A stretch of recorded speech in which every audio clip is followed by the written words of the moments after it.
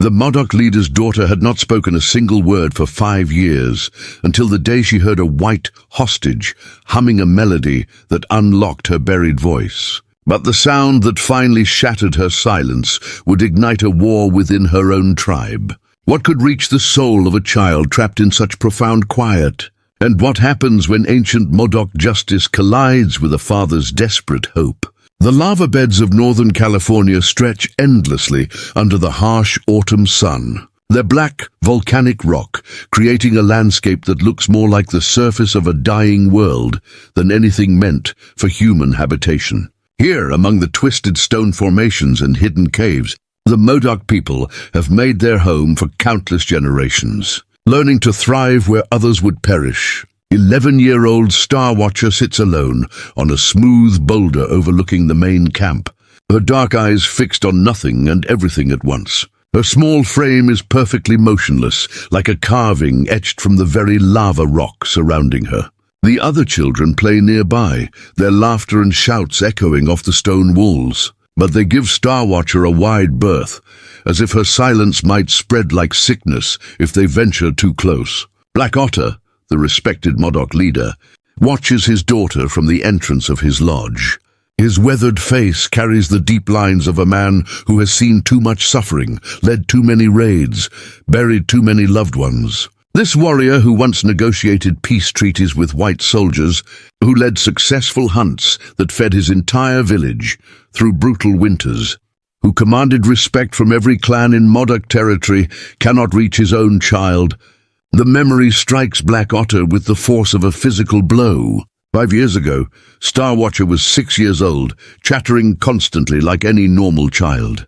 She would run to greet him after hunting trips, ask endless questions about the horses and the stories of their ancestors, and sing along with her mother's traditional songs. Her voice had been like water over stones, clear and musical, always filling their lodge with warmth. But everything changed that terrible spring morning when cavalry soldiers attacked their fishing camp along the Lost River.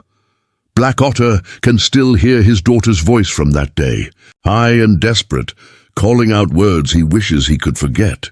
The soldiers had accused the Modoc of stealing cattle from white ranchers, of threatening settlers who encroached on their fishing grounds. None of the accusations were true, but truth meant nothing to men who saw all natives as obstacles to be removed. Young Star Watcher had been gathering reeds with her mother near the river's edge when the first shots rang out. The girl watched in frozen horror as soldiers dragged her mother from the water, accusing her of hiding weapons, of conspiring with hostile warriors. They tied her mother to a cottonwood tree while Star Watcher screamed and fought against the arms holding her back. The last words Star Watcher ever spoke were directed at the soldier who struck her mother across the face with his rifle. "Stop hurting my mama," the little girl had shrieked, her voice raw with terror.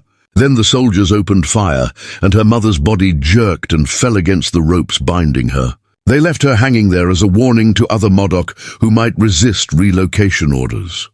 From that moment, Star Watcher's voice died with her mother. Not a whisper, not a cry, not even a whimper of pain when the medicine woman tended the bruises on her arms where soldiers had gripped her. Complete and utter silence. Black Otter approaches his daughter slowly now, his moccasins making no sound on the volcanic rock. He sits beside her on the boulder, close enough to offer comfort, far enough to respect the invisible barrier she has built around herself. Star Watcher doesn't acknowledge his presence. Her chest rises and falls with breath, but otherwise she could be carved from stone. "The ancestors took your voice with them," Black Otter whispers to the empty air, his voice breaking despite his efforts to remain strong. "And maybe they took the part of you that knew how to live." The next morning, Black Otter makes the long journey across the lava beds to the cave of Winter Wolf, the oldest and wisest medicine man in all of Modoc territory. Winter Wolf has lived through 80 winters, his face a landscape of deep wrinkles, his eyes clouded with age but still sharp with the wisdom of spirits. He has witnessed more tragedy and triumph than 3 normal lifetimes could contain. Black Otter finds the old man sitting outside his cave, grinding sacred herbs with steady, patient movements. The rhythmic scraping of stone on stone is the only sound in the vast emptiness of the lava beds. Without looking up, Winterwolf speaks in a voice like wind through ancient trees. "You come about the girl who lost her tongue?" "How did you know?" Black Otter begins, then stops. Winterwolf's connection to the spirit world has always transcended normal understanding. The old medicine man has known things before they happened, seen visions that later proved true, understood the language of animals and stones. "I have tried everything," Black Otter says, his voice heavy with 5 years of accumulated desperation. "Sacred rituals, vision quests, offerings to the ancestors.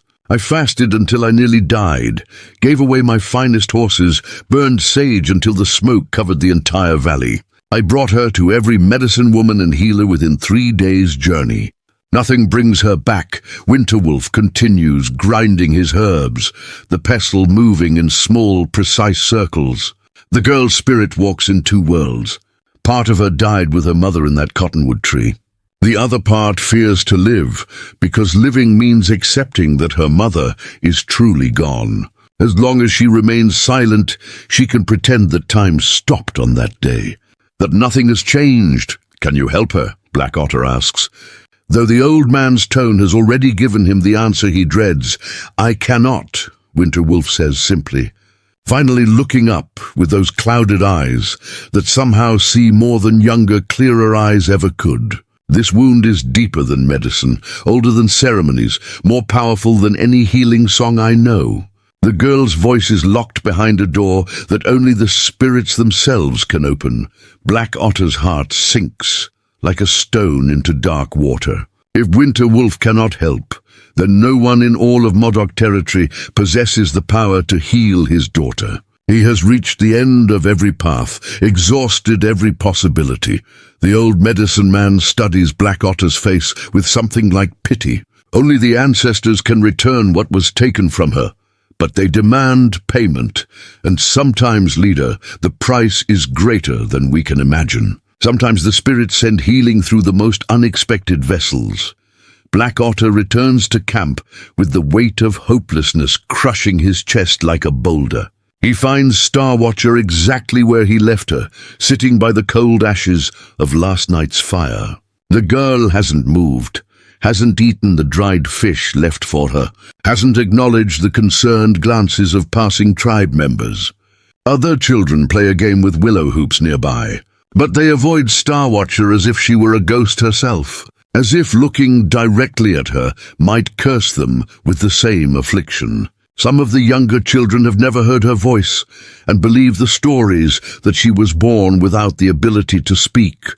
The tribal elders whisper among themselves when they think Black Otter cannot hear them. They speak of bad omens, of girls who lose their voices calling death to the tribe. Some suggest that Star Watcher is being summoned by her mother's spirit, that she will soon follow her into the afterlife. Others say more disturbing things, that a child who cannot speak cannot learn the sacred ways, cannot pass on traditions, is a burden the tribe can ill afford. Black Otter cannot bear these whispers, but he cannot deny the evidence before his eyes. His daughter grows thinner each passing moon, more distant, more like a shadow than a living child. She refuses most food, takes water only when forced, and never sleeps peacefully. She wanders the camp at night like a lost spirit, always returning to sit by the fire pit until dawn, paints the lava beds red.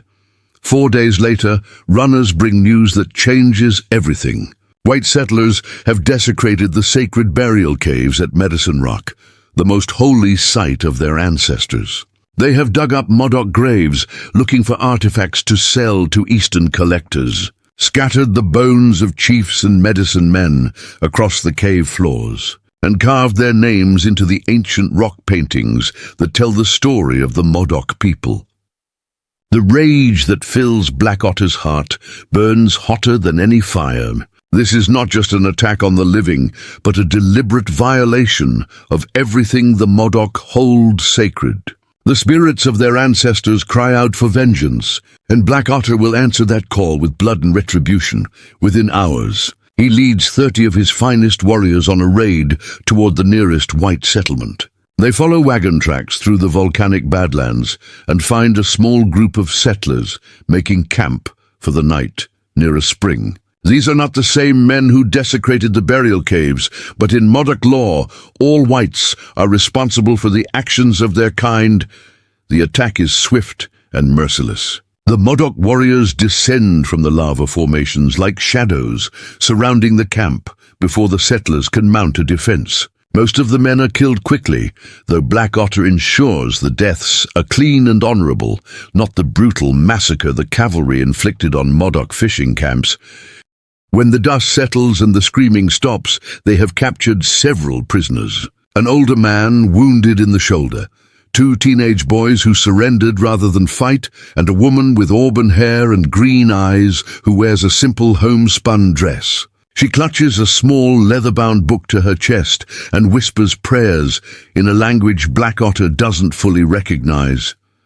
The woman's name is Hannah Dubois, though the Modoc don't ask for names. To them, she is simply another white captive, destined for whatever fate the elders decide. They bind her hands and load her onto one of the captured horses for the journey back to camp. Hannah rides in terrified silence, her green eyes wide with fear as she takes in the alien landscape of black rock and hidden caves. She has heard stories of Modoc brutality, of captives tortured for days before being killed. She knows that few whites taken by hostile tribes ever return alive. When they arrive at the Modoc camp, the entire tribe gathers to see the prisoners. The older man and teenage boys are taken to separate lodges to await judgment. But Hannah is dragged to the center of the camp, where a tall wooden post has been driven deep into the hard volcanic ground. The elders examine her with cold, calculating eyes, discussing her fate in Modoc while she understands nothing. Their decision is swift and unanimous. She will be executed as payment for the desecrated graves, burned alive in the sacred fire during the next full moon, 5 days away. Her death will serve as both revenge and offering to appease the angry spirits.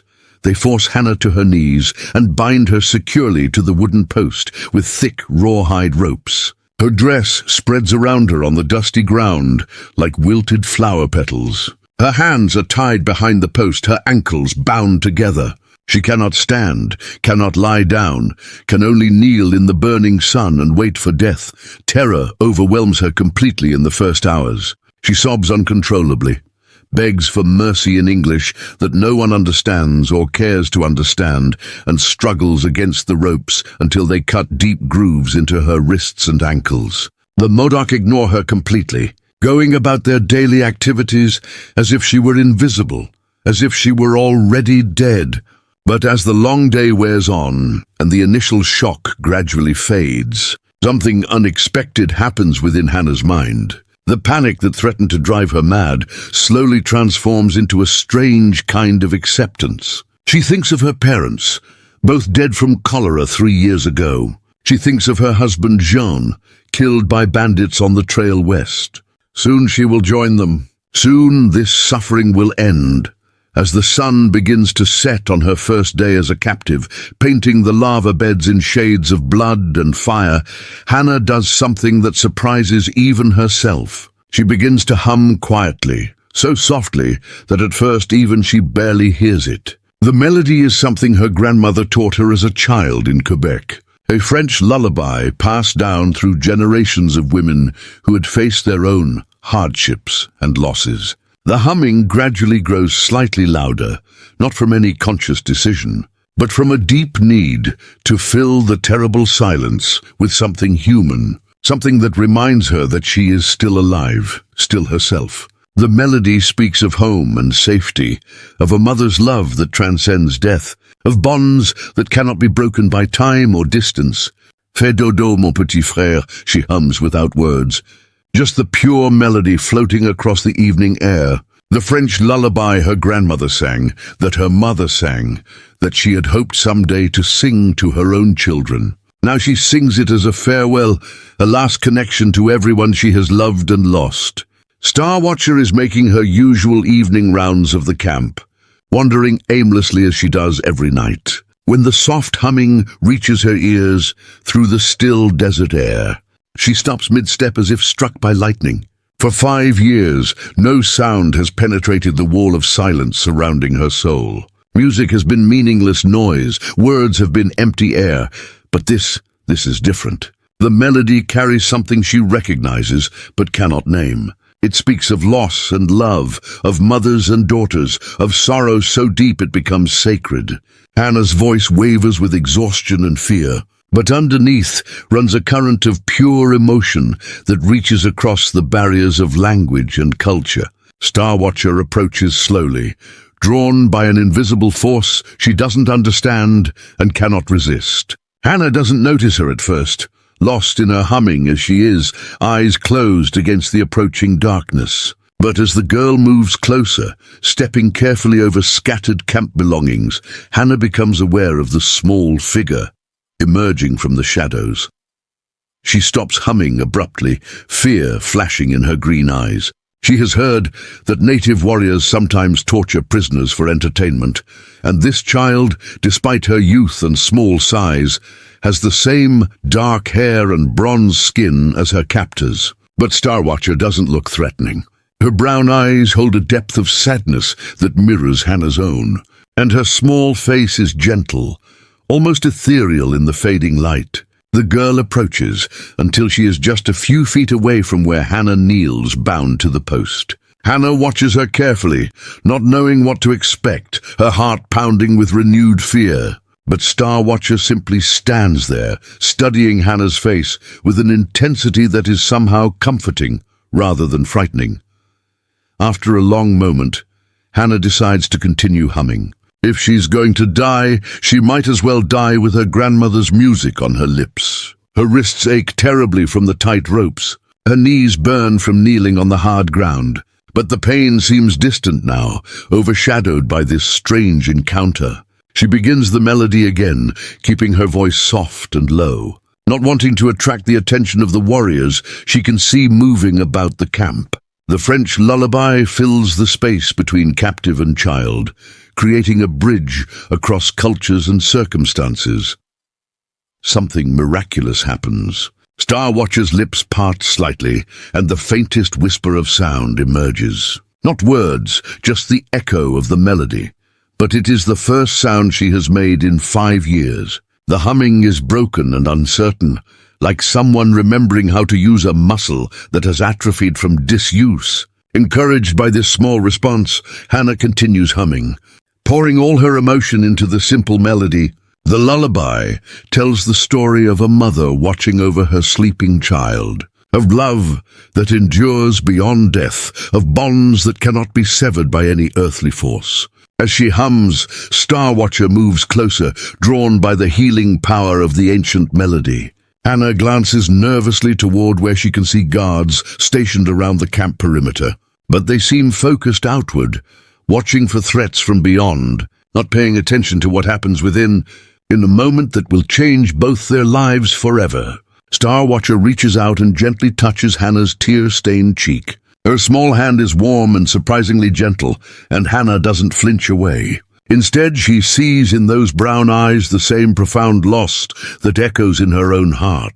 Hannah continues humming, her voice growing slightly stronger with each repetition of the melody, despite the burning pain in her bound wrists. And then, like a miracle whispered by angels, Starwatcher's lips move, and the faintest echo of humming emerges. Joining Hannah's melody, the sound is broken, rusty from 5 years of silence, barely audible above the crackling of distant campfires and the evening wind. But it is sound, real sound, intentional sound. The first noise Starwatcher has made since watching her mother die. Hannah's eyes widen in amazement, tears streaming down her face as she realizes what has just happened. This wounded girl, this broken child, has found her voice again through a grandmother's lullaby. In this moment of shared sorrow and unexpected connection, both their souls touch something sacred. They continue their quiet duet as the desert night deepens around them, prisoner and child. Their voices weaving together like two broken pieces of the same whole. Finally finding a way to make music again, The melody floats across the volcanic landscape, carrying with it the possibility of healing neither of them expected to find. But Star Watcher knows this stolen moment cannot last forever. She glances anxiously toward the shadows where guards patrol the camp perimeter. The magic of this encounter feels fragile, as if one wrong move might shatter it completely. She reaches through the ropes and squeezes Hannah's bound hands gently, a gesture of connection and gratitude. Then, as silently as she appeared, Star Watcher melts back into the shadows between lodges, leaving no trace of her presence except the fading echo of her humming. Hannah is left alone again with her bonds and her fear, but something has shifted in her eyes. A spark of wonder mixed with her resignation. A small flame of hope that refuses to be extinguished. Star Watcher lies awake in her family's lodge that night, staring at the hide ceiling as her father sleeps nearby. The melody still echoes in her mind, and the humming still vibrates in her throat. Her voice sounds foreign to her after 5 years of silence, like hearing a stranger speak from inside her own body. She touches her lips with trembling fingers, hardly believing what happened. For 5 years, she has felt like a ghost haunting her own life, watching the world through a barrier of silence that protected her from having to accept her mother's death. But tonight, for just a few moments, that barrier cracked open. Black Otter wakes before dawn and notices his daughter is already awake, which is unusual. Star Watcher typically sleeps fitfully and late, often having to be roused for the morning meal. But this morning the girl sits up, alert, and seems different somehow. There's a quality to her stillness that Black Otter hasn't seen in years, a kind of awareness that suggests she is truly present, rather than lost in her own silent world. "Are you well, my daughter?" Black Otter asks quietly, hope and fear warring in his chest. Star Watcher looks at her father with eyes that seem clearer than they've been in months, perhaps years. For a moment, Black Otter thinks the girl might actually respond with words, and his heart nearly stops with anticipation. But Star Watcher only nods slightly before looking away, returning to her customary silence. Still, that nod contains more communication than they've shared in months. It is deliberate, conscious, engaged with the world in a way Star Watcher hasn't been since her mother's death. Black Otter's heart swells with cautious hope, though he doesn't yet understand the source of this subtle change. The second night arrives with a desert wind that carries the scent of sage and distant rain across the lava beds. Only one warrior is assigned to guard Hannah tonight, a young man named Swift Deer, who has been awake since before dawn, helping to repair the winter lodges. His eyelids grow heavy as the night deepens, and exhaustion from 2 days of hard labor finally begins to claim him. Hannah waits through the long day, her body aching from kneeling in the same position, the ropes cutting deeper into her swollen wrists. But her spirit is strangely buoyed by the memory of the silent girl. She finds herself humming softly under her breath, the same French lullaby from the night before. The guards frown at her occasionally, but they don't stop her.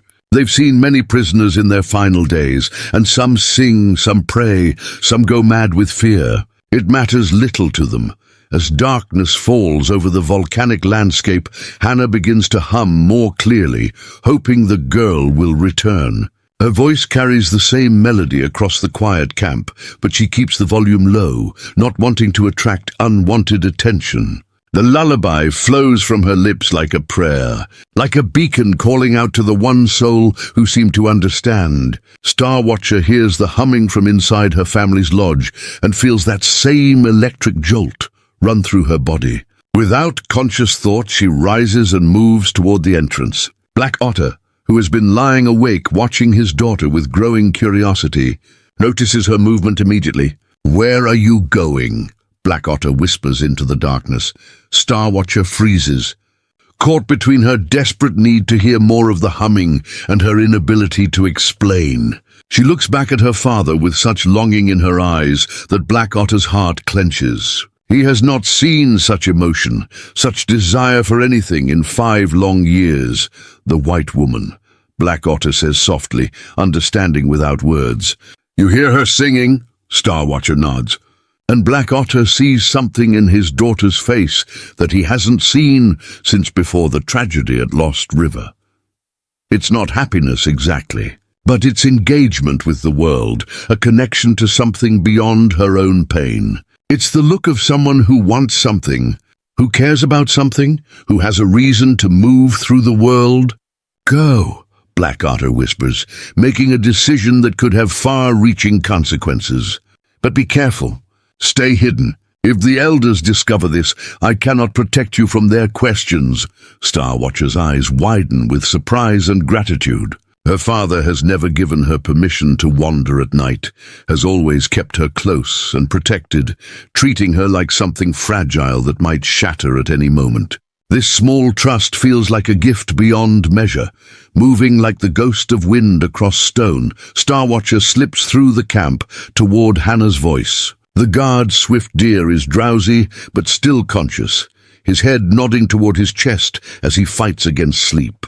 Starwatcher positions herself behind a large supply bundle, close enough to hear clearly, but hidden from the guard's line of sight. Hannah continues her humming, and this time, emboldened by her father's permission and the memory of last night's miracle, Starwatcher joins her more confidently. The harmony of their voices creates something beautiful in the desert night. Hannah's clear voice blends with Starwatcher's tentative humming, creating music that seems to calm even the restless horses tied at the camp's edge. Night after night, over the next 3 days, this pattern continues. Different warriors take turns guarding Hannah, but they're all exhausted from the demanding preparations for the full moon ceremony.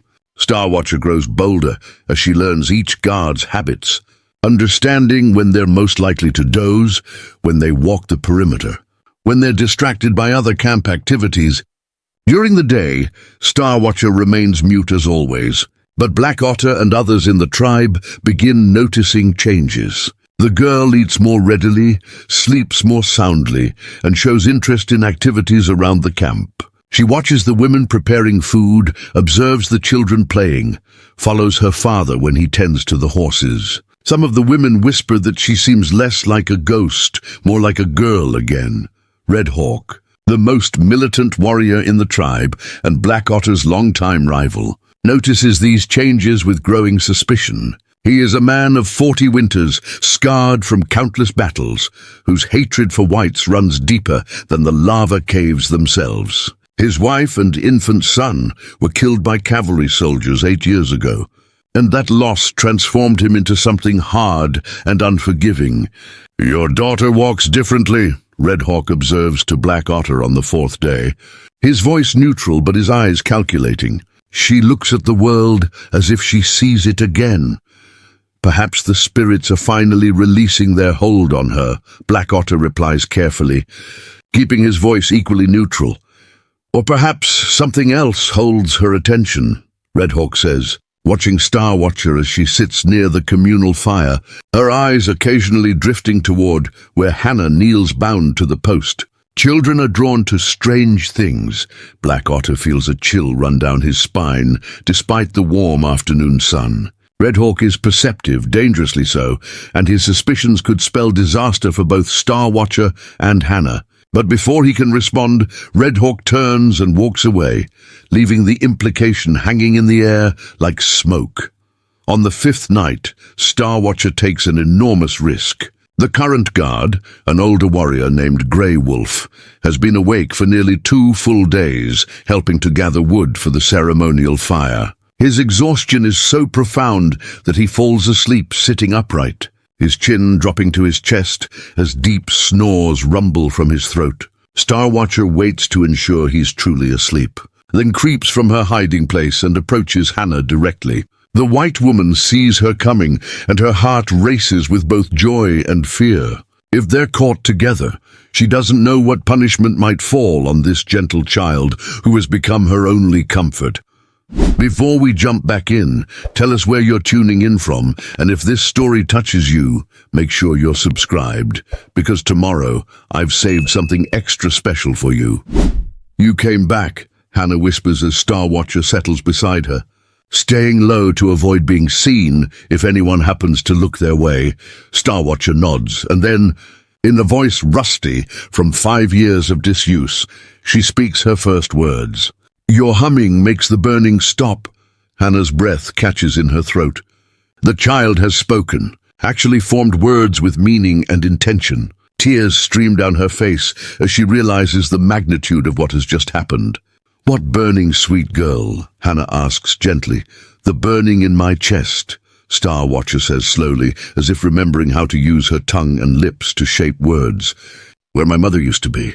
The humming fills that place with something that doesn't hurt so much." Hannah's heart breaks and soars simultaneously. This child has found a way to articulate her pain, and the trust implied in those words overwhelms her. "What's your name?" she asks softly.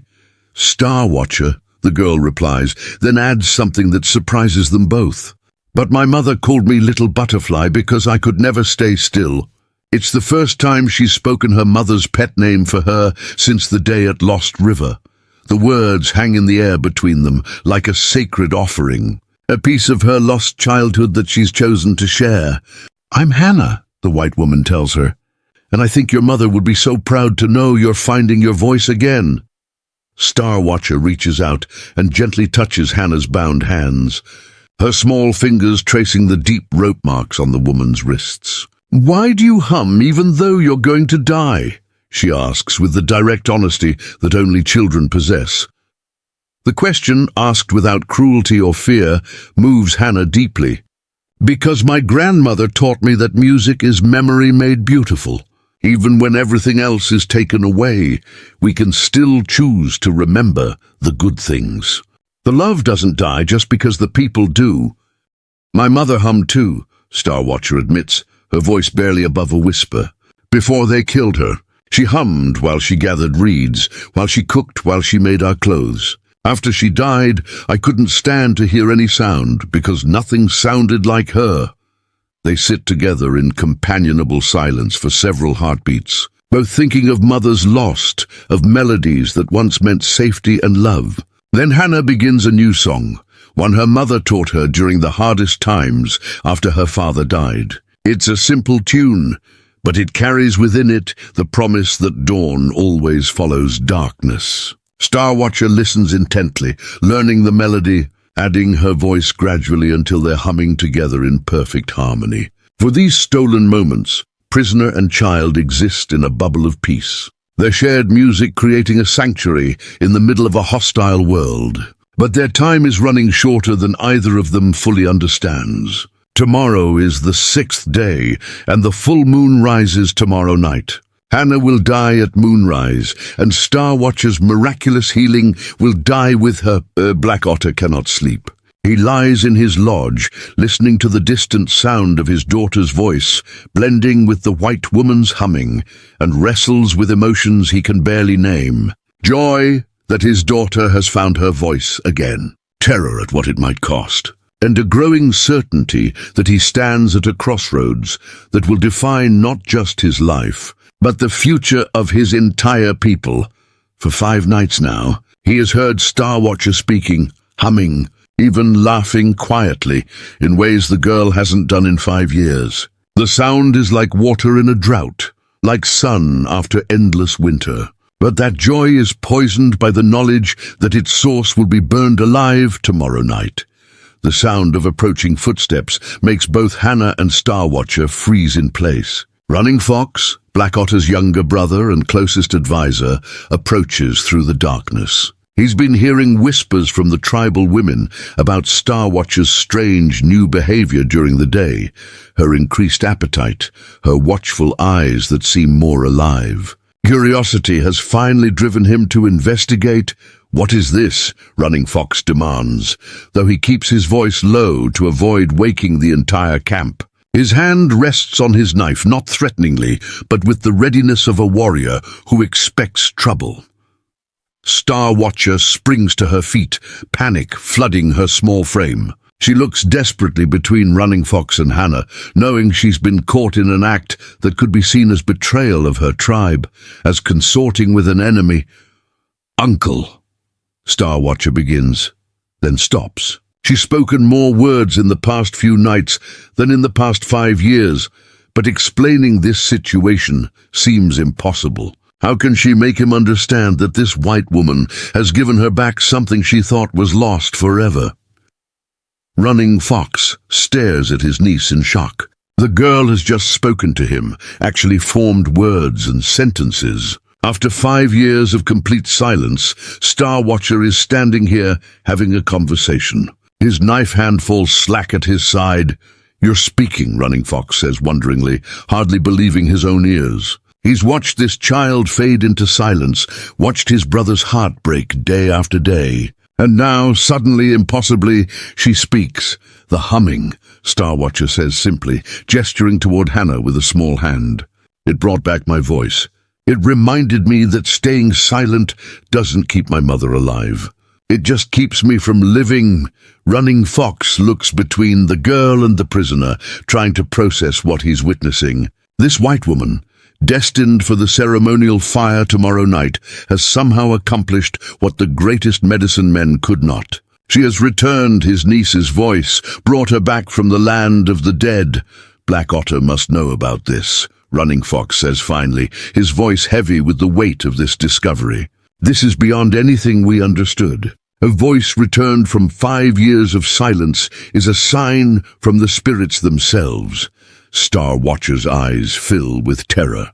"Will you tell the elders?" she asks, her new voice trembling with fear. Running Fox studies his niece's face, seeing hope and fear warring there, seeing life where before there was only emptiness.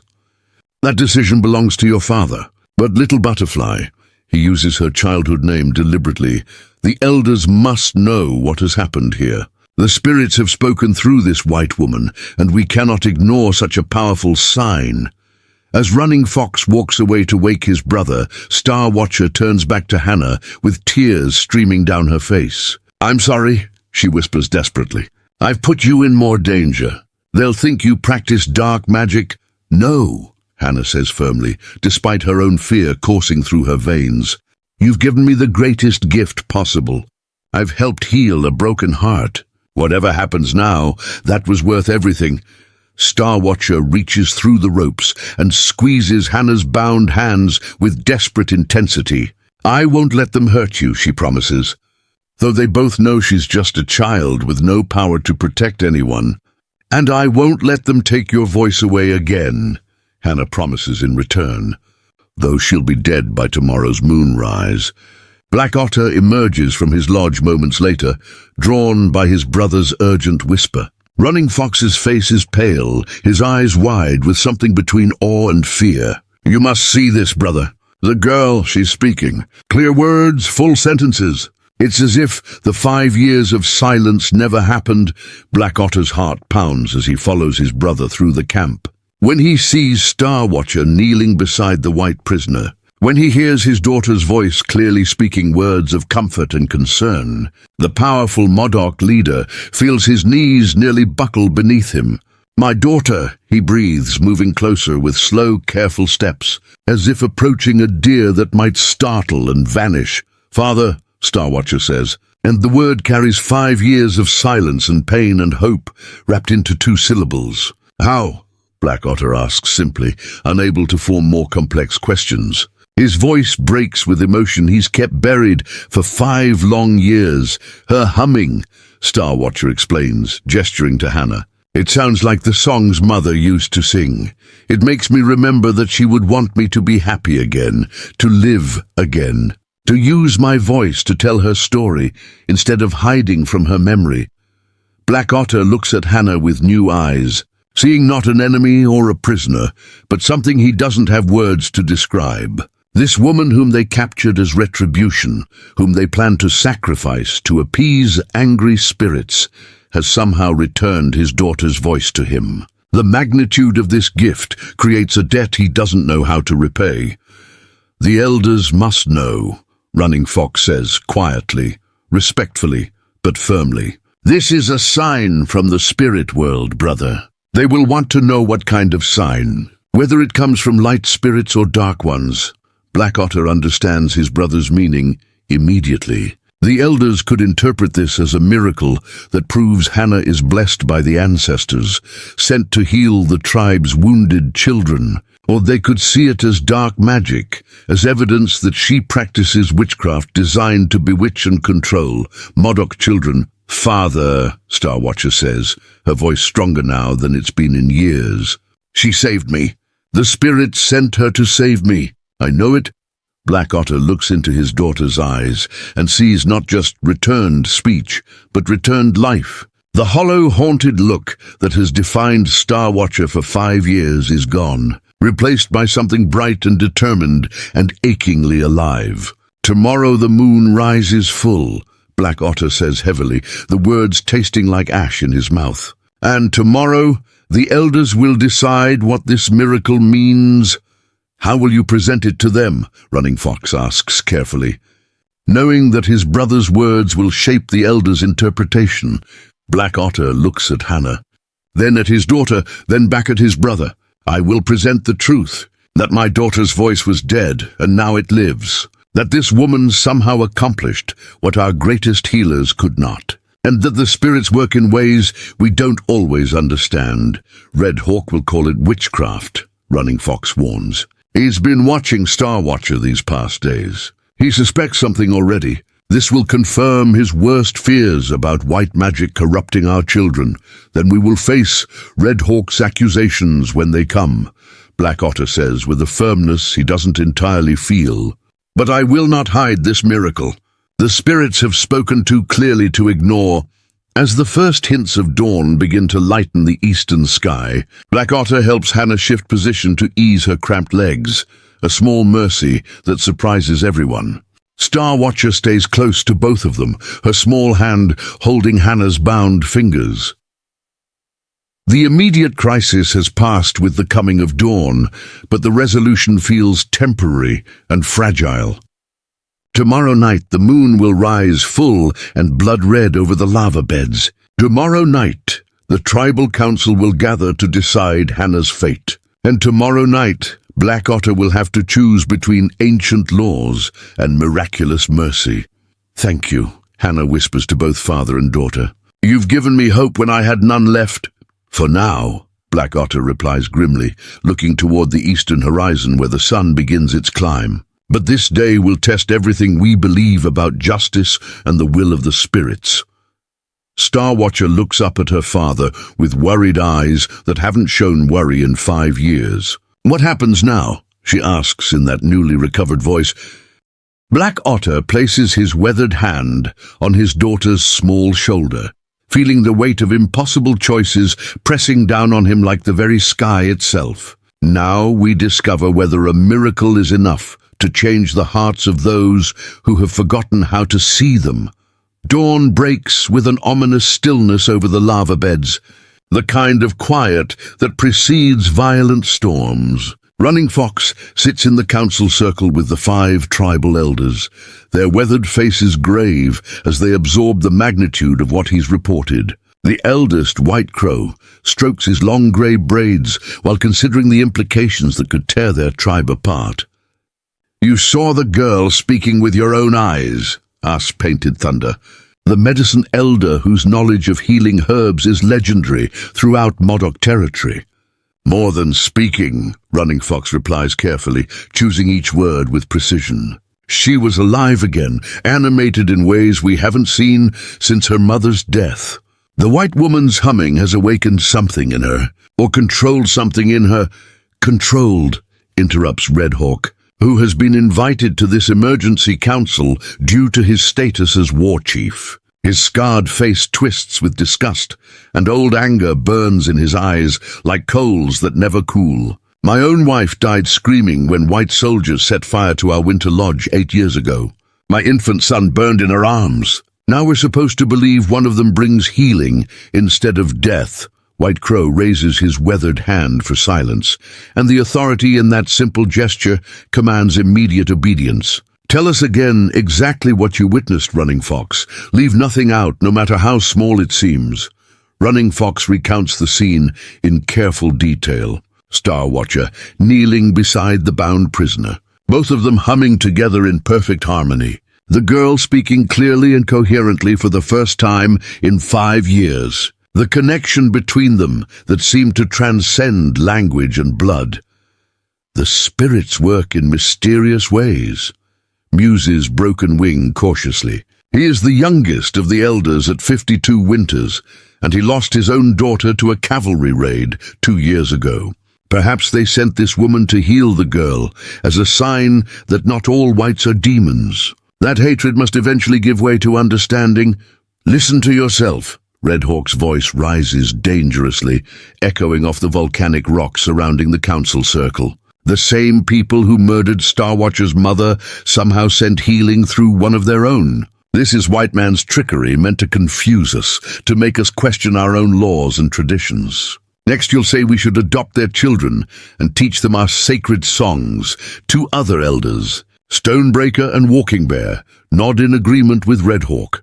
Their faces are set in hard lines, their bodies tense with the same anger that defines the war chief. Both have lost family members to white violence, and those losses have calcified into hatred that no miracle can soften. Painted Thunder looks uncertain, his healer's instincts warring with his tribal loyalty. White Crow remains unreadable, his ancient eyes half closed, as if consulting with spirits only he can see. Only Broken Wing seems to support the possibility of divine intervention, and his voice carries little weight against Red Hawk's militant certainty. The debate continues for over an hour, voices rising and falling like the desert wind. The council is clearly split, with Red Hawk's faction growing more militant with each exchange. Warriors who have gathered outside the council circle to listen begin choosing sides, their whispered arguments creating a low buzz of discord. Finally, White Crow speaks with the authority of his 90 winters and his unquestioned spiritual connection. The woman was meant to die tonight at moonrise, but this development changes the situation profoundly. We cannot ignore a sign of this magnitude, whether it comes from light spirits or dark ones. What do you propose? Painted Thunder asks nervously, sensing that whatever decision is made will fracture the tribe in ways that may never heal. We test her, Red Hawk declares firmly, his voice ringing with conviction. If she practices dark medicine, let her prove her power in a trial. If she dies like any mortal woman, we'll know she's no supernatural threat. If she survives against impossible odds, then we'll know the spirits truly protect her. What kind of trial? Running Fox asks, though he already suspects the answer and dreads it. The trial of stone and fire, Red Hawk replies with grim satisfaction. Let her walk barefoot across the lava beds at midday, when the black rock burns hot enough to cook meat. If the spirits protect her feet, she survives. If not, the desert claims her and we have our answer. White Crow considers this proposal carefully, his clouded eyes seeing possibilities and consequences that younger men miss. And if by some chance she survives, what then?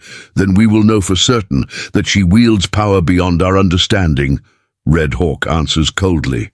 And we can decide whether that power serves the light or the darkness. But no mortal woman can cross burning lava barefoot and live. This test will end exactly as it should. The vote is painfully close. 3 elders approve the trial. Red Hawk's supporters Stonebreaker and Walking Bear, swayed by his passionate argument. 2 oppose, Broken Wing and Painted Thunder, who see only cruelty disguised as justice. White Crow holds the deciding vote, and the weight of the tribe's future rests on his ancient shoulders. I vote for the trial, White Crow says finally, his voice heavy with regret. Not because I seek the woman's death, but because our people must have certainty. We cannot move forward divided by suspicion and doubt. Let the spirits themselves provide the answer we need. The execution is moved from moonrise to midday, and the method changed from ritual fire to the trial of stone and fire. Word spreads through the camp like wildfire, and the reactions are immediate and divisive. Some see it as proper justice, a way to expose white deception. Others, particularly the women who have noticed Starwatcher's improvement, feel a deep unease about testing a woman who may have been sent to heal. Meanwhile, Black Otter paces outside his lodge like a caged wolf, Star Watcher sits nearby, clearly troubled by her father's anxiety, but unable to fully understand its source. The girl has been speaking more during the morning, asking questions about the horses, commenting on the weather, making observations about the camp activities. It's more conversation than Black Otter has had with his daughter in 5 years. And each word is both a joy and a knife to his heart. "Father, why are you upset?"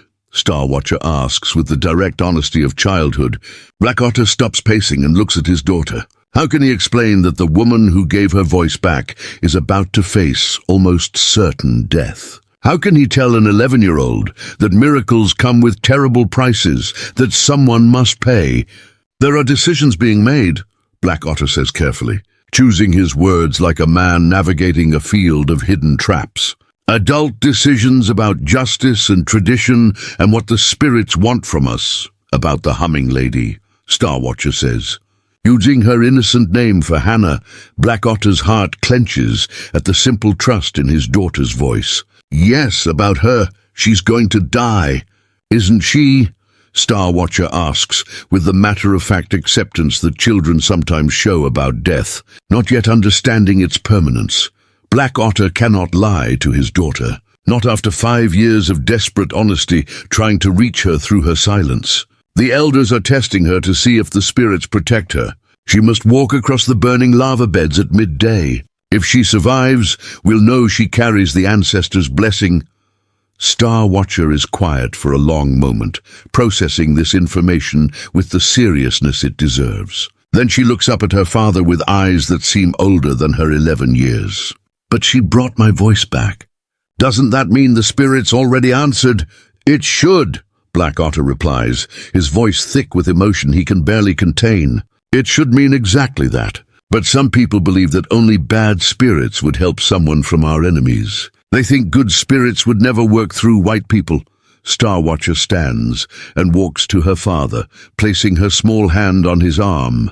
"Mother used to say that the spirits speak through unexpected voices, that sometimes they choose the strangest messengers because we wouldn't listen to the obvious ones. Maybe they're speaking through the humming lady because we wouldn't listen any other way." The wisdom in his daughter's words hits Black Otter like a physical blow. From the mouths of children come truths that adults are too blind to see. But wisdom won't save Hannah from the trial of stone and fire. Nothing can save her from that, except a miracle even greater than the one she's already performed. Word spreads quickly through the camp about the trial. The reactions create visible fault lines in the community. Singing Wind, the wife of Thunder Cloud, approaches Black Otter as he broods near the horse corral. "Chief, my husband prepares to witness the trial, but his heart is heavy," she says quietly. "Testing an unarmed woman who may be a healer brings no honor to our people. It makes us no better than the whites who killed Star Watcher's mother without trial or mercy. Then perhaps he should speak against it in council," Black Otter suggests quietly. "You know he cannot. The elders have commanded it, and Red Hawk's warriors watch everyone for signs of disloyalty. Already there are whispers about families who question the trial. Some call them white lovers and traitors." She pauses, studying Black Otter's face with keen eyes. "Chief, this decision is tearing the tribe apart. Half believe the woman should be honored as a healer. Half want her dead as an enemy. What happens to our unity when we cannot agree on what the spirits want?" She's right, and Black Otter knows it with a certainty that chills his blood. He can already see the fractures forming like cracks in river ice. Families taking sides, friends becoming suspicious of each other, warriors dividing into hostile camps. The very fabric of tribal life beginning to fray and tear. Hannah herself knows nothing of these developments until warriors come at midday to prepare her for the trial. They cut her bonds and pull her to her feet. After 6 days of kneeling, her legs nearly collapse beneath her. Red Hawk himself explains what will happen, speaking slowly so she might understand some of the Modoc words. When the meaning becomes clear through his gestures and the path of black volcanic rock he points to, Hannah's face goes pale with terror. She has seen the lava beds under the midday sun, watched the heat shimmer rising from the black stone like invisible flames. No one can walk across that barefoot and survive. The rock will burn through flesh to bone within seconds. I cannot do this, she tells them in English, her voice breaking with fear. Please, I don't have magic to protect me. I'm just a woman who hums songs her grandmother taught her. Then you will die quickly, one warrior replies in broken English. Quick death is sometimes mercy. As they lead her to the trial ground, Hannah's mind races through desperate possibilities. Prayer seems futile. If God wanted to save her, he wouldn't have let her be captured in the first place. Running is impossible with warriors surrounding her. Fighting would only bring a quicker death. She has no options, no escape, no hope. The trial ground is a natural formation of lava beds, stretching 50 yards from one end to the other. The black volcanic rock absorbs the midday sun and radiates heat like a forge. Hannah can feel it from 10 feet away, a wall of burning air that makes breathing difficult. The entire tribe gathers in a wide circle around the trial ground. The division in the camp is immediately visible and frightening. Red Hawk supporters cluster on one side, their faces hard with anticipation. Those sympathetic to Hannah group on the other side, their expressions troubled and uncertain. The physical separation reflects the growing spiritual chasm threatening to swallow the tribe whole. Star Watcher pushes through the crowd to stand beside her father, her young face pale with growing understanding. Black Otter places a protective hand on his daughter's shoulder, knowing that what happens next will shape the girl's faith in justice for the rest of her life. White Crow stands and addresses the gathering, his ancient voice carrying across the silent crowd with surprising strength. We are here to let the spirits decide the fate of this white woman.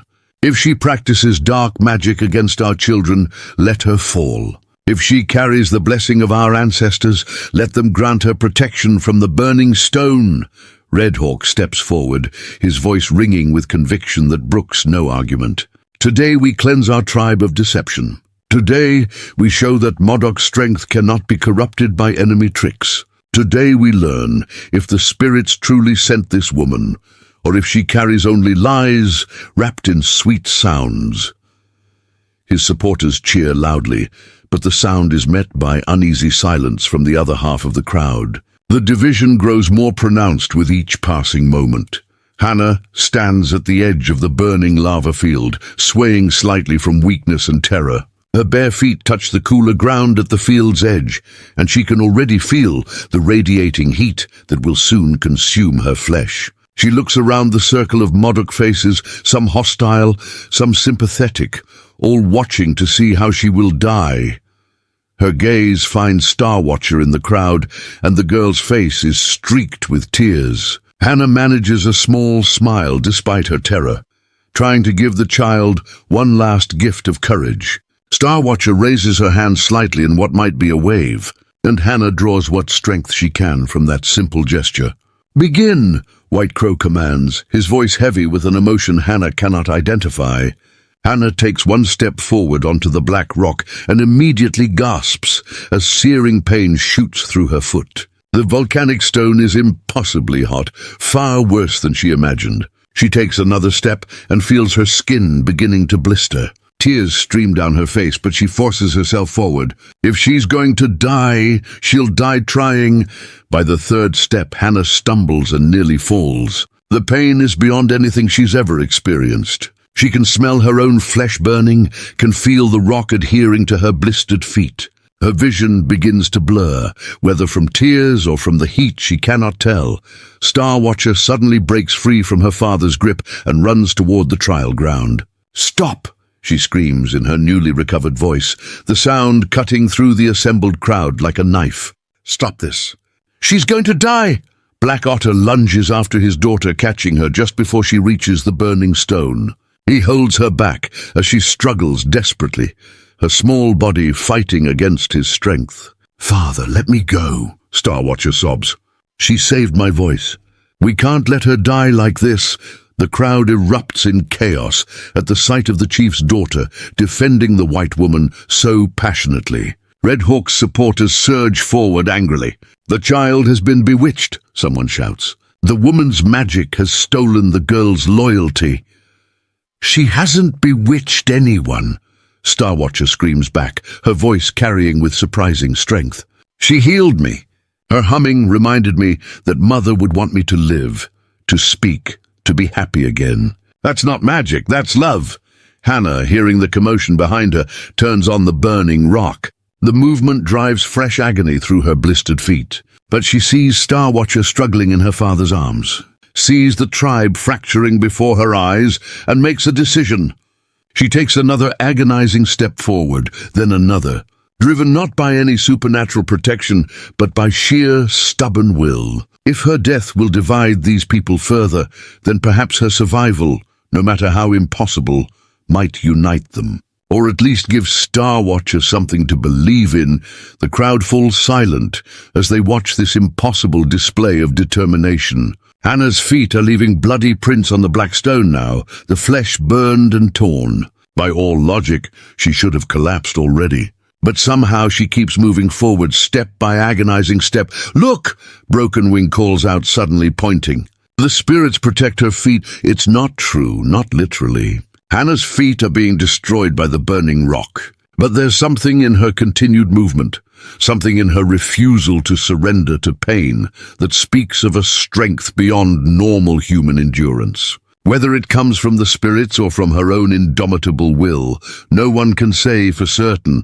Hannah reaches the halfway point and falls to her hands and knees. The lava burns her palms as well now, but the position distributes her weight and makes the pain slightly more bearable. She crawls forward, inch by agonizing inch, leaving a trail of blood and burned flesh behind her. She cannot survive this, Painted Thunder says wonderingly. No mortal woman should still be conscious, much less moving forward.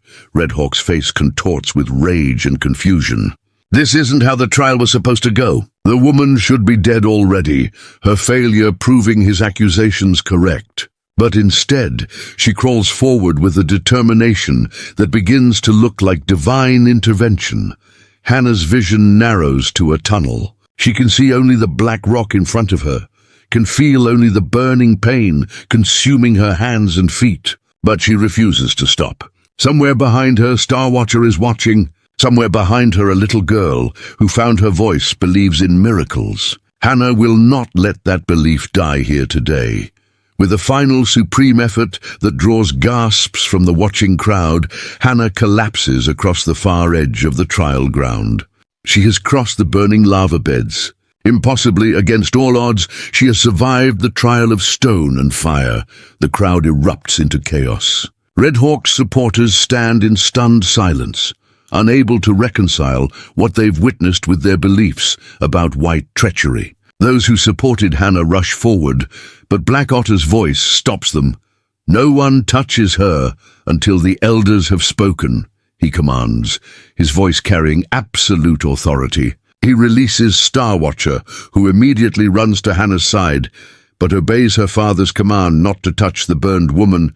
White Crow approaches slowly, examining Hannah's destroyed feet and burned hands. The damage is catastrophic, the kind of injuries that should have killed her within the first few steps. "She lives," he announces, his voice filled with awe. "She crossed the trial ground and lives. The spirits have spoken more clearly than any of us expected. Or she practices even darker magic than we suspected," Redhawk insists desperately, but his voice lacks its earlier conviction. Preparing and narrating this story took us a lot of time, so if you are enjoying it, subscribe to our channel. It means a lot to us now. Back to the story. Even his most loyal supporters are backing away from him now, disturbed by what they've witnessed. Magic or miracle? Black Otter says loudly, addressing the entire gathering. Either way, we have our answer. This woman carries power we don't understand. The question now is whether we honor that power or fear it. The tribe stands divided, suspended between old hatreds and new possibilities, as Hannah lies unconscious at the edge of the trial ground, and Star Watcher kneels beside her, humming softly the same French lullaby that started everything. Painted Thunder works through the night, tending to Hannah's catastrophic injuries, his healer's hands moving with practiced precision over the burned and blistered flesh. He applies poultices of healing herbs mixed with bear grease, wraps her feet and hands in soft deerskin soaked in cool water from the sacred spring, and burns sage to invite the healing spirits. Star Watcher refuses to leave Hannah's side, sitting vigil in the medicine lodge with the determination of a guardian warrior. The burns go deep, Painted Thunder tells Black Otter quietly as dawn approaches. Deeper than any I've treated before. She should not have survived the crossing, and she may not survive the healing. The pain alone could kill her when she wakes, but there's a chance, Black Otter asks, needing to hear something hopeful. There's always a chance when the spirits are involved, Painted Thunder replies carefully. But I'm a healer, not a miracle worker. She'll need both medicine and divine intervention to keep her feet. Star Watcher has been listening to their conversation, her young face set with fierce determination. She'll survive, the girl says with absolute conviction. She crossed the burning stones because she didn't want me to lose hope. I won't let her die now. Black Otter looks at his daughter with a mixture of pride and heartbreak. In less than a week, Star Watcher has transformed from a silent ghost into a passionate defender of someone who should be her enemy. The change is miraculous, but it has placed both the girl and Hannah in terrible danger. The tribal council reconvenes at sunrise, and the tension in the air is thick enough to choke on. Red Hawk arrives with a dozen of his most loyal warriors, their faces painted for conflict. Black Otter comes with his own supporters, including Thundercloud and Running Fox. The division that started as whispered disagreements has now hardened into two distinct factions preparing for confrontation. The woman survived the trial, White Crow begins without preamble.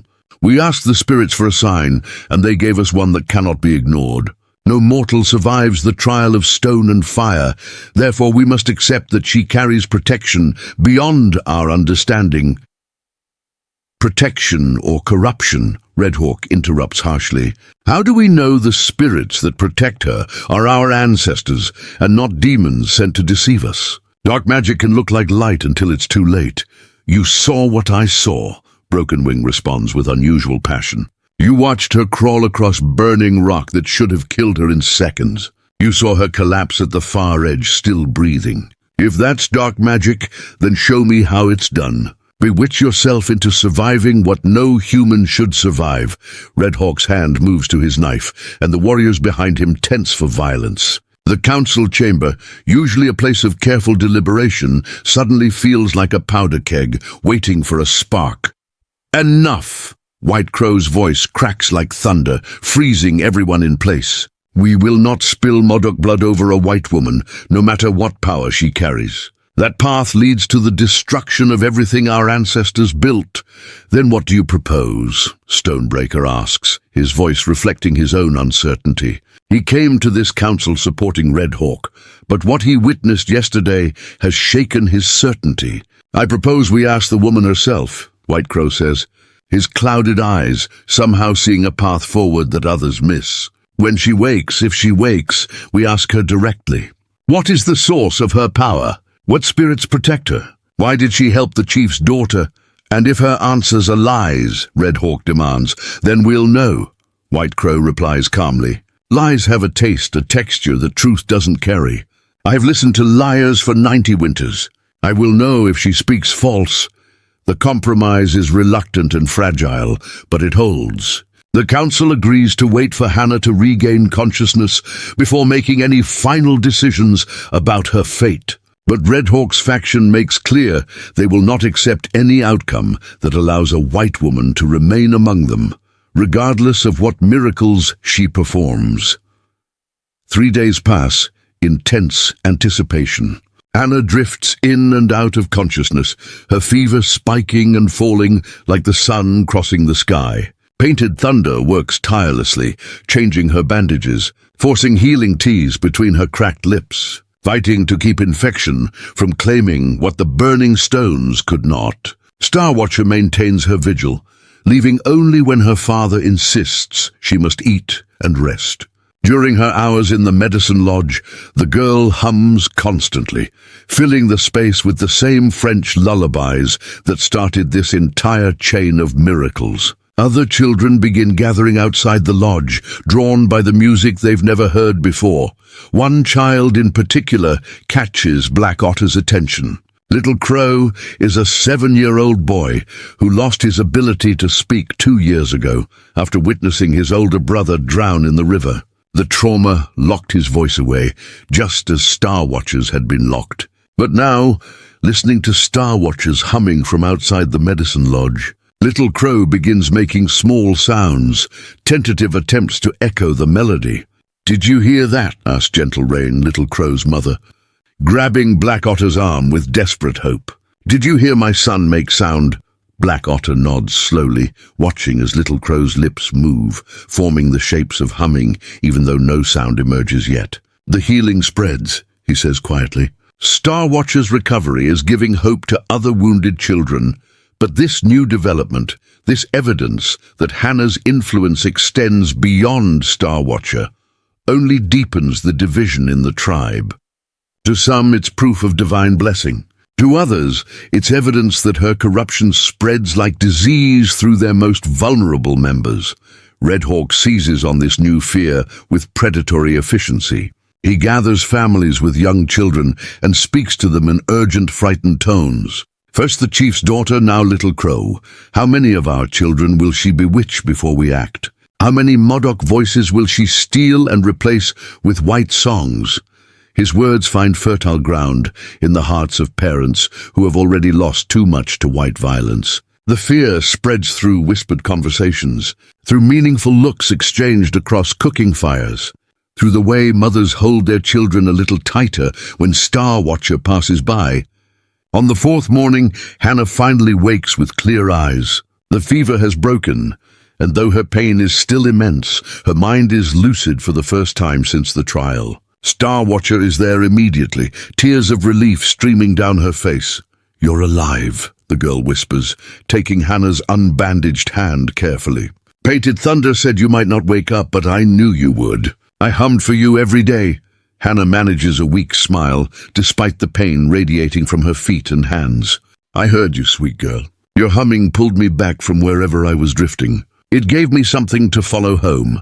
The simple exchange, overheard by the medicine woman assisting Painted Thunder, is reported immediately to the council. Within an hour, the elders gather in the medicine lodge to question Hannah directly. The small space becomes crowded with powerful men, and Hannah feels overwhelmed by their intense scrutiny. White Crow settles himself near Hannah's pallet, his ancient face unreadable. "White woman, we asked the spirits for a sign, and you survived what should have killed you. Now we need answers. What power protects you?" Hannah looks around at the assembled faces, seeing suspicion, curiosity, hope, and hatred reflected in different measures. She knows her words here will determine not just her fate, but possibly the fate of the fragile peace holding this tribe together. "I have no power," she says honestly, her voice still weak but clear.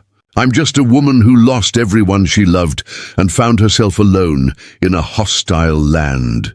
The humming you speak of, those are just songs my grandmother taught me when I was small. Songs to comfort children, to ease pain, to remember that love doesn't die when people do. Yet you survived the trial of stone and fire," Red Hawk interjects harshly. "No ordinary woman survives that ordeal. You practice magic whether you admit it or not." "I survived through stubbornness, not magic," Hannah replies, meeting his angry gaze without flinching. "I saw Star Watcher crying for me, saw her believing that I could do the impossible, and I couldn't let her down. Sometimes the strongest magic is simply refusing to give up." "Why did you help the chief's daughter?" White Crow asks, his voice gentler than the others. "You knew you were captured to die. Why spend your final days healing the child of your enemy?" Hannah's eyes fill with tears at the memory. "Because she reminded me of myself after my husband died.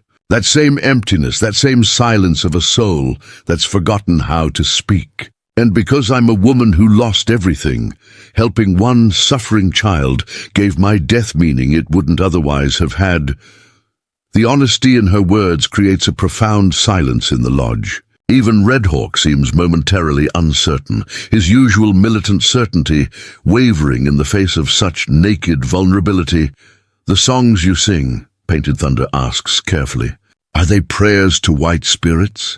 Calls to white gods to protect you from Modoc justice? They're lullabies my grandmother sang to my mother, and my mother sang to me," Hannah explains. "In my language, they speak of love and safety and the promise that darkness always gives way to dawn. There's no magic in them except the magic that all mothers weave when they comfort their children." Star Watcher, who has been sitting quietly nearby, suddenly speaks up.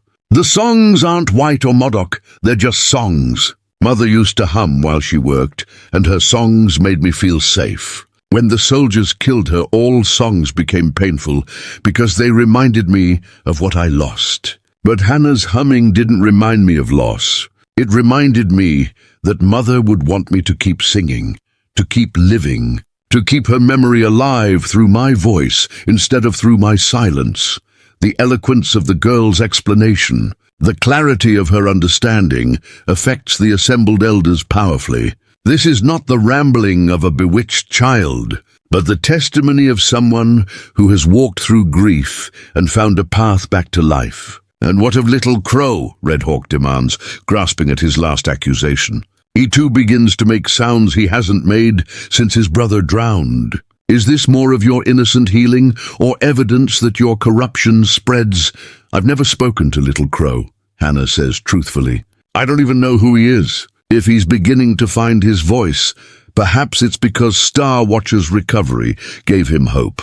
Perhaps seeing another wounded child heal made him believe he could heal too. That's not magic or corruption. That's how healing works among humans, through example and hope." White Crow studies Hannah's face for a long moment, his clouded eyes seeming to see past her words into her soul. Finally he nods slowly. "I have listened to liars for 90 winters, and this woman speaks truth as she understands it. She practices no dark arts, casts no spells. She is simply a wounded creature who found herself able to ease another's pain. Then you propose we let her live?" Red Hawk asks incredulously. "Ignore our laws. Ignore the desecrated graves that demanded vengeance. Ignore the blood debt owed for white crimes. I propose we recognize that the spirits have already spoken," White Crow replies firmly. "They sent this woman across our path for a reason. They protected her through the trial for a reason. They gave her the gift of healing wounded children for a reason. Ignoring their will would be more dangerous than any white woman could ever be." The council dissolves into heated argument, voices rising as each elder defends his position. Running Fox and Broken Wing support White Crow. Stonebreaker and Walking Bear stand with Red Hawk. Painted Thunder wavers between both camps, torn between his healer's oath and his tribal loyalty. Finally, White Crow calls for a formal vote.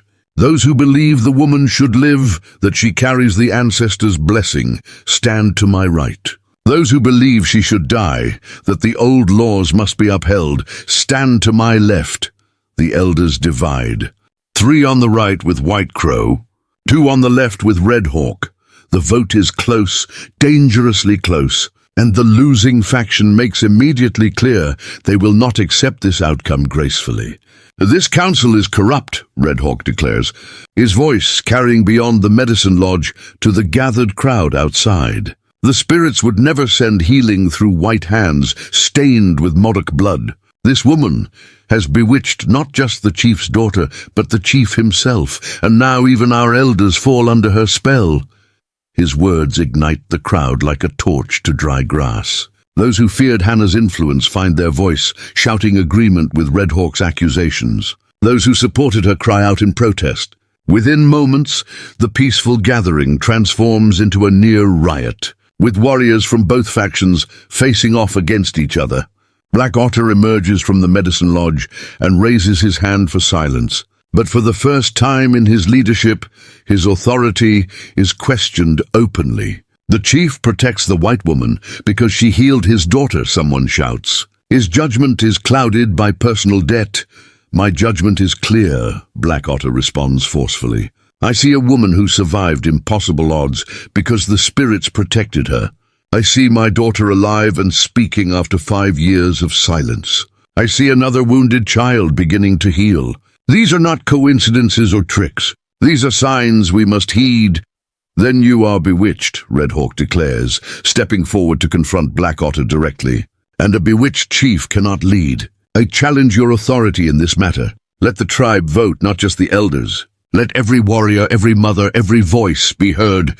The demand is unprecedented and dangerous. Modoc tradition gives authority to the chief and elders precisely to avoid the chaos of majority rule. But Red Hawk has maneuvered Black Otter into an impossible position. Refuse the tribal vote, and he appears to be a tyrant imposing his will against the people's wishes. Accept it, and he risks losing everything.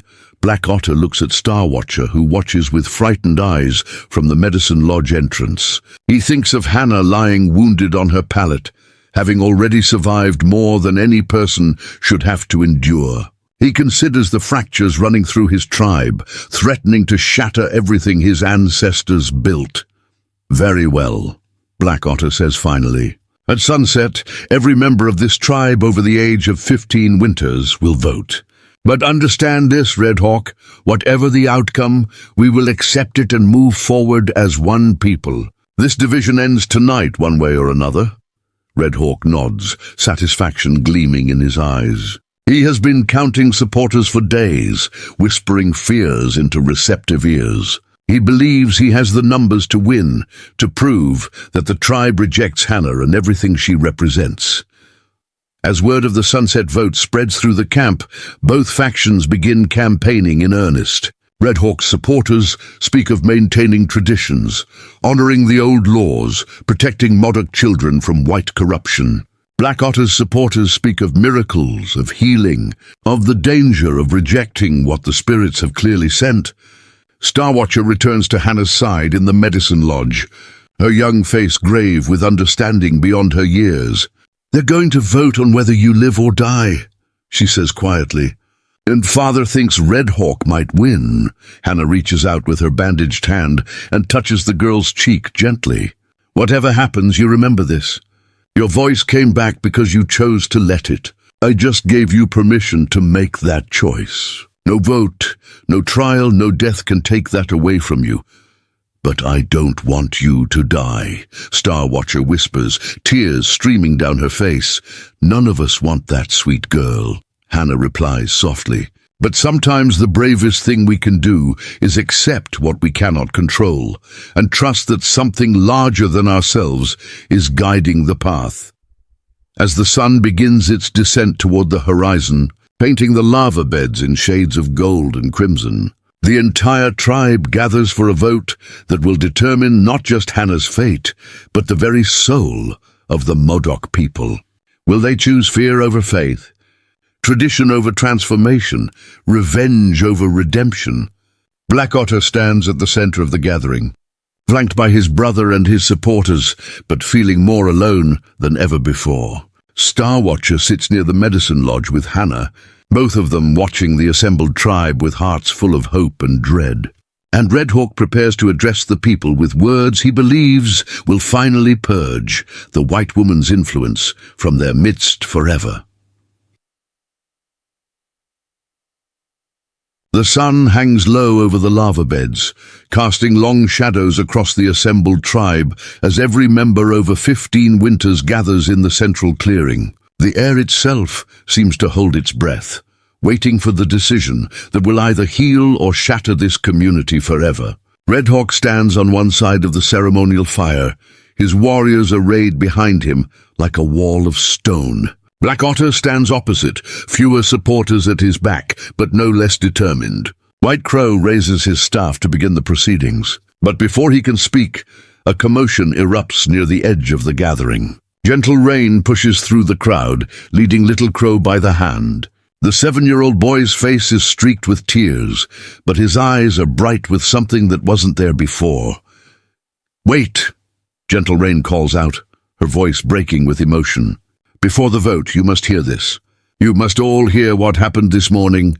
Red Hawk's face darkens with irritation at the interruption, but White Crow gestures for her to continue. The old medicine man senses that something significant is unfolding, something that cannot be ignored.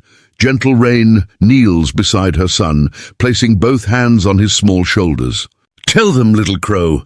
Tell them what you told me at sunrise."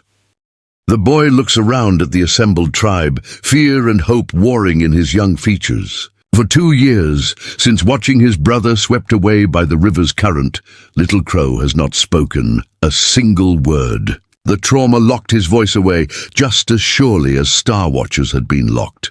But now, with the entire tribe watching, the boy opens his mouth and speaks. "I heard Star Watcher humming the white woman's songs," Little Crow says, his voice rusty but clear.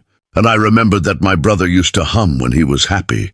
Before the river took him. I thought if I stayed quiet, if I never made happy sounds again, maybe he would know I missed him. But Star Watcher told me yesterday that being quiet doesn't honor the dead. Living and speaking and remembering them with joy honors them better." The crowd erupts in gasps and whispers. "This is the second child healed," the second voice returned from silence. The evidence of Hannah's influence can no longer be dismissed as coincidence or attributed to a single miraculous event. Red Hawk moves quickly to seize control of the narrative. "You see," he calls out to the assembled tribe, "the white woman's corruption spreads exactly as I warned. Now she steals the voices of our children and fills them with her songs, her words, her way of thinking. How many more children will fall under her spell before we act?" But Gentle Rain stands, her voice ringing with a mother's fierce conviction. "My son was dead inside for 2 years. 2 years of silence, of emptiness, of a child who looked at the world with hollow eyes. Now he speaks again, laughs again, lives again. If that's corruption, then I pray every wounded child in this tribe becomes corrupted. The woman teaches our children to forget our ways," Stonebreaker argues, supporting Red Hawk's position. "She fills their heads with white songs and white ideas.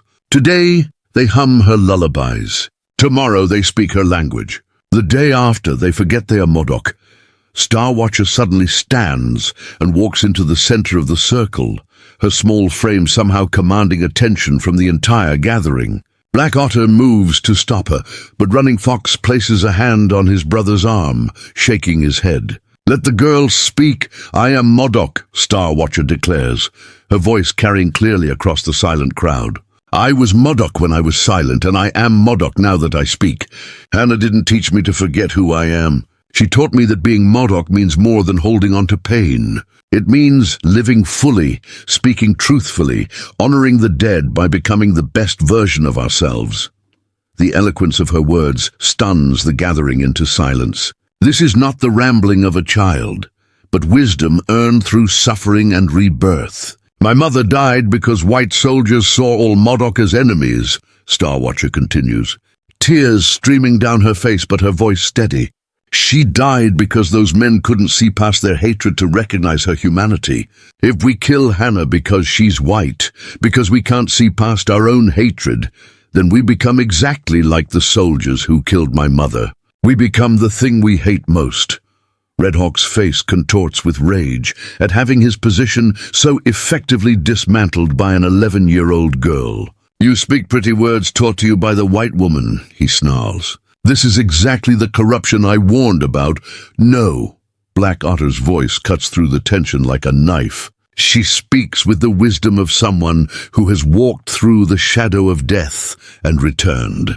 She speaks with the clarity that only children possess before we adults teach them to hate and fear. She speaks truth that makes us uncomfortable because it challenges beliefs we've held onto like weapons.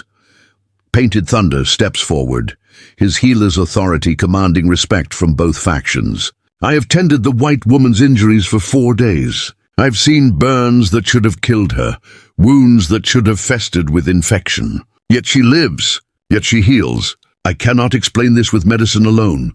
The spirits protect her, and they do so for a reason we must respect." "Or the spirits test us," Red Hawk counters desperately, feeling his support beginning to waver. "Perhaps they sent this woman to see if we would remain strong in our beliefs, or if we would betray our ancestors for the sake of convenient miracles." White Crow pounds his staff against the ground. demanding silence. Enough speculation, enough debate. The time has come to vote. Every member of this tribe over 15 winters will place a stone. White stones for life, black stones for death. The woman's fate will be decided by our collective voice. 2 large baskets are placed at the center of the circle, one filled with white river stones, one filled with black volcanic rock. A third empty basket sits between them, ready to receive the votes. The process is simple, ancient, and irrevocable. Red Hawk and his closest supporters vote first, each man taking a black stone and dropping it into the voting basket with deliberate ceremony. The stones land with dull thuds that sound like doom itself. 10 black stones, 10 votes for death. Black Otter and his supporters follow, each taking white stones and adding them to the basket. 10 white stones, 10 votes for life. The count is even, but more than 100 people remain to vote. The tribal members begin filing forward one by one, some choosing quickly with confident determination, others hesitating over the baskets as they wrestle with conflicting emotions. Each stone that drops into the voting basket represents a judgment, a belief about justice, mercy, and the will of the spirits. Hannah watches from the entrance of the medicine lodge, supported by Star Watcher on one side and Little Crow on the other. She cannot walk on her burned feet, but she insisted on being present for the vote that will determine her fate. Her face is pale with pain and fear, but her eyes are clear and accepting. The voting continues for nearly an hour as the sun sinks lower toward the horizon. Some voters announce their choice loudly, making speeches about tradition or mercy. Others vote in silence, their faces revealing nothing of their inner thoughts. The basket fills slowly, white and black stones mixing together like opposing forces locked in eternal struggle.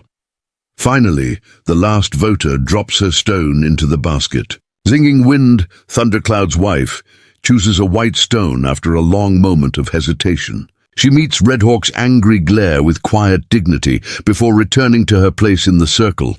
White Crow approaches the voting basket and begins the count. The entire tribe falls into profound silence, barely breathing, as the old medicine man separates white stones from black, creating 2 piles that will determine life or death. The process seems to take forever, each stone transferred from basket to ground with agonizing slowness. Star Watcher grips Hannah's hand so tightly that the pressure sends pain shooting through the white woman's bandaged fingers. But Hannah doesn't pull away. They stand together, prisoner and child, united by a bond that transcends blood and tribe. White Crow finishes counting and sits back on his heels, staring at the 2 piles of stones with an expression that reveals nothing. The silence stretches until it becomes unbearable, until people begin shifting uncomfortably, desperate for the answer. "The white stone's number 63, White Crow announces finally, his ancient voice carrying to every corner of the gathering. "The black stone's number 59, the declaration sends shockwaves through the assembled tribe. "Hannah will live, by the narrowest of margins, by a difference of only 4 votes. The Modoc people have chosen mercy over vengeance, chosen healing over hatred, chosen to honor the miracle instead of fearing it."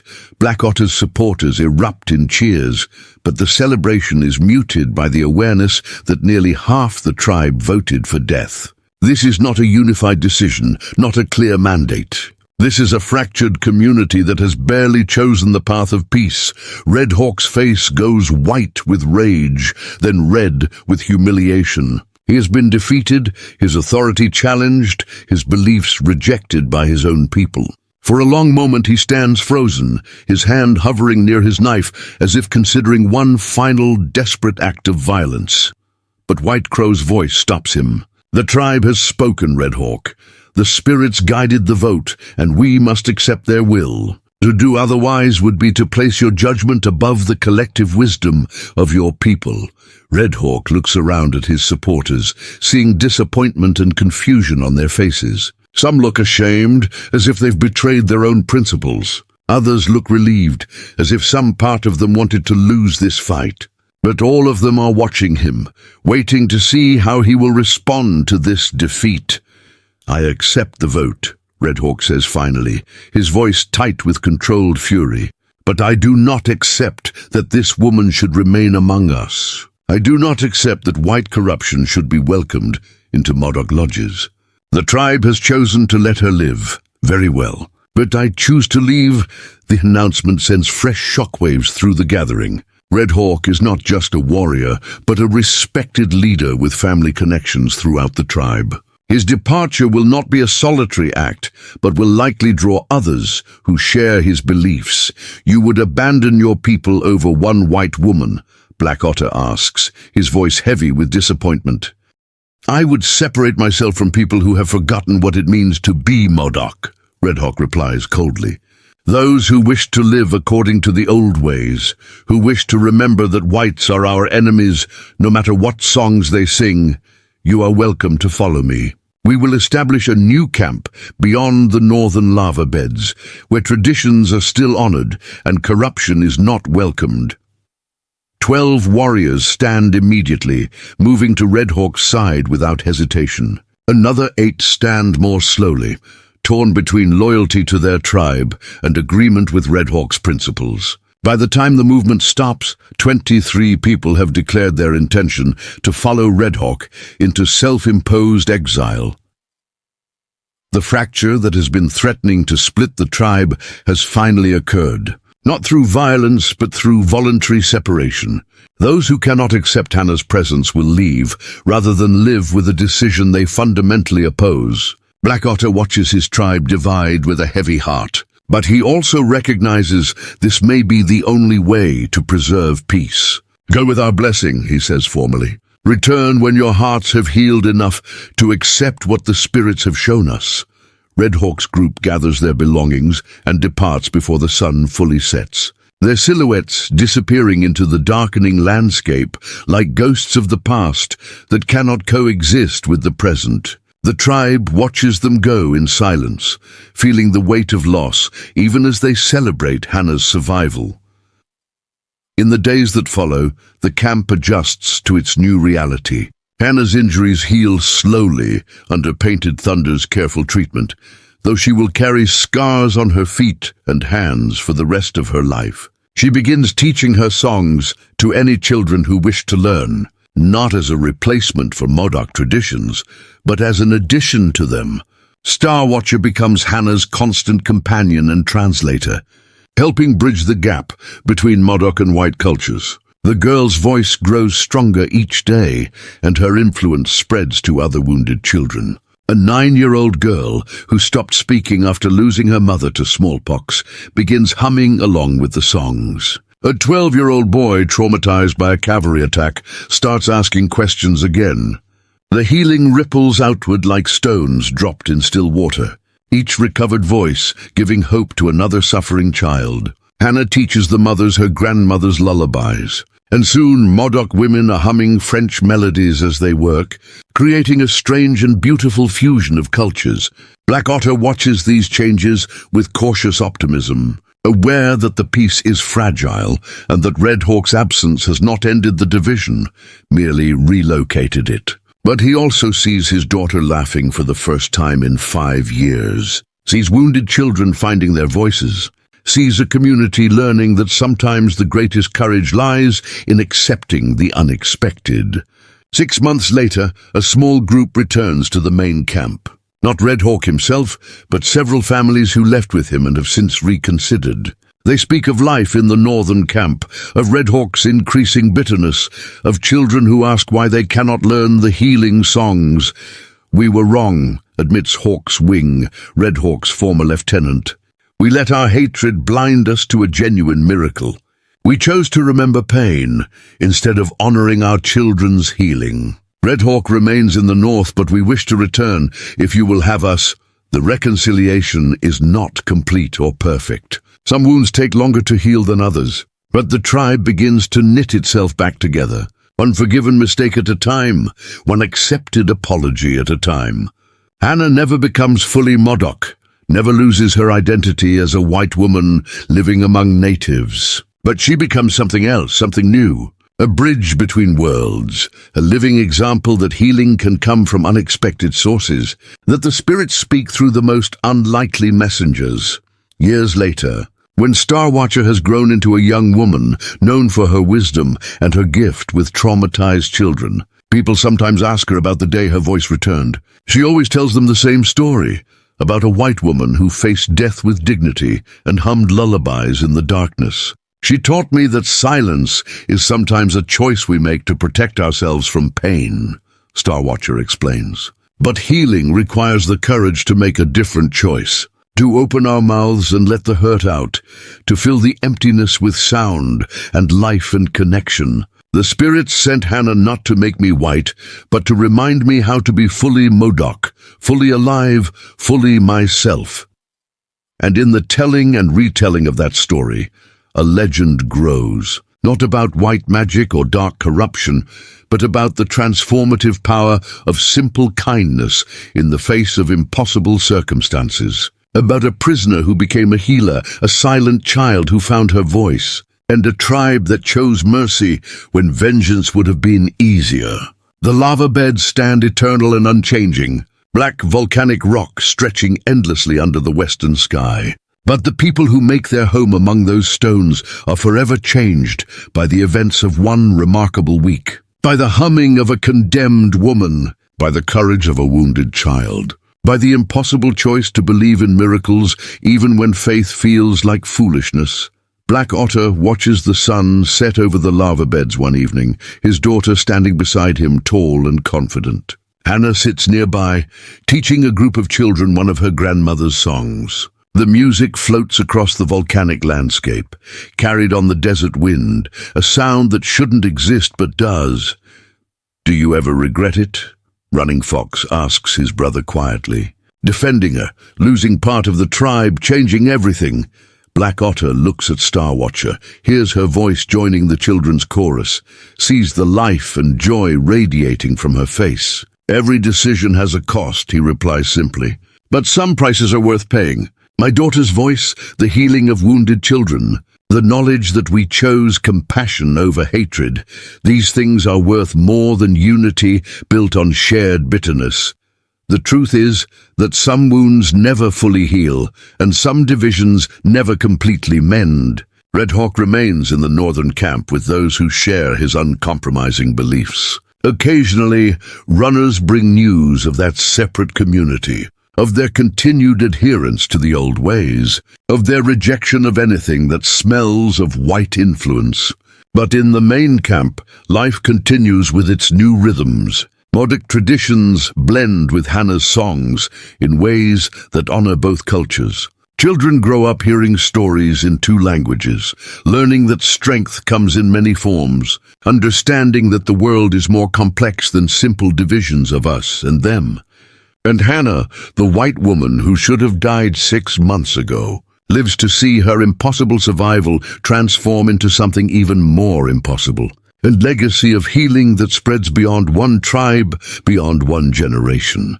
A living testimony that sometimes the spirits send their greatest gifts wrapped in the most unlikely packages. As stars begin appearing in the darkening sky above the lava beds, Hannah finishes her song and looks around at the circle of Modoc children who have become her family. She thinks of her grandmother who taught her these melodies, of her mother who passed them on, of all the women who kept these songs alive through hardship and loss. They never could have imagined that their lullabies would one day heal children in a volcanic wasteland, sung by a woman who crossed burning stones to prove that love is stronger than hatred, that healing is possible even in the most broken places, that miracles still happen when we have the courage to believe in them. C'est que the last light fades from the western sky, and the Modoc camp settles into the peaceful rhythms of evening. Somewhere in the darkness, a child hums a French lullaby with a Modoc accent, and the sound carries hope across the lava beds, like a promise that tomorrow will be better than yesterday. The autumn sun rises over the lava beds, painting the black volcanic rock in shades of amber and gold. 1 year has passed since the vote that changed everything, and the Modoc camp has transformed in ways both subtle and profound. Hannah stands at the edge of the settlement, her scarred feet wrapped in specially crafted moccasins that singing wind designed to ease the constant pain she still endures. The burns healed months ago, but they left behind a legacy of sensitivity that will follow her for the rest of her days. Star Watcher approaches from the direction of the river, carrying a basket of freshly gathered reeds. The girl has grown taller in the past year, her 12-year-old frame beginning to show the first hints of the woman she will become. But more remarkable than her physical growth is the transformation of her spirit. Where once she moved through the world like a ghost, now she walks with purpose and confidence that radiates from her every gesture. "Hannah," Star Watcher calls out, her voice clear and strong, no longer tentative or uncertain. The children are gathering for morning songs. Little Crow brought his cousin from the western camp. The boy hasn't spoken since his father died last winter. His mother hopes you can help him the way you helped us. Hannah nods, her heart both swelling and breaking at the news. In the past year, her humble collection of lullabies has become something larger than she ever imagined. Word spread beyond Modoc territory about the white woman who helps wounded children find their voices. Families travel from distant camps, bringing their traumatized sons and daughters, seeking the healing that medicine men cannot provide. "How old is the cousin?" Hannah asks as they walk together toward the teaching circle, her steps still careful and measured due to her damaged feet. 8 winters, Star Watcher replies. His name is Running Deer, and his mother says he witnessed his father killed by a bear during a hunting trip. He hasn't made a sound since that terrible day. She says he wakes screaming in the night, but makes no sound during the day, as if all his voice is trapped in nightmares. The teaching circle has become a permanent fixture in the camp, a shaded area where Hannah gathers children each morning. What started with Star Watcher and Little Crow has grown to include nearly 20 regular students, some Modoc, some from neighboring tribes, all carrying their own wounds. The children sit in a semicircle, the younger ones in front, the older ones behind, creating a community of healing that transcends tribal boundaries. Running Deer sits apart from the others, his young face closed and distant. Hannah recognizes that look immediately, the hollow eyes of a child who has locked away too much pain. She settles herself on the smooth stone that serves as her teaching seat, feeling the familiar ache in her scarred feet as she adjusts her position. "Good morning, little ones," Hannah says in Modoc, her accent still imperfect after a year but understandable. She has learned the language through necessity and immersion.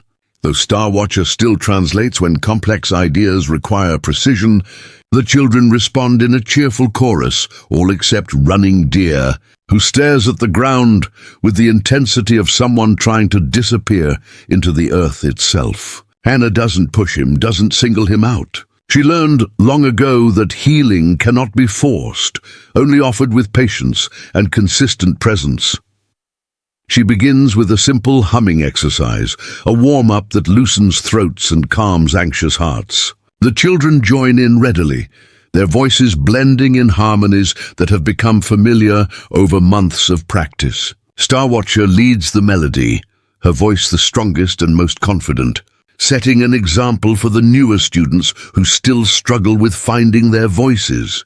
Running Deer doesn't hum, doesn't move, doesn't acknowledge the music surrounding him. But Hannah notices his shoulders relax slightly, notices his breathing slow to match the rhythm of the melody. These small signs are progress, the first cracks in the wall of silence that protects wounded children from further pain. After the warm-up, Hannah teaches them a new song, one her mother sang during harvest time. The lyrics speak of gathering abundance, of storing up provisions for winter, of the satisfaction that comes from hard work rewarded. Star Watcher translates the meaning into Modoc, helping the children understand the story behind the melody. Little Crow, now 8 years old and one of Hannah's most devoted students, raises his hand enthusiastically. "My mother sings now while she makes baskets," he announces proudly.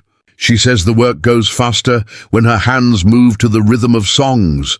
She learned 3 of your grandmother's melodies, and now she teaches them to other women.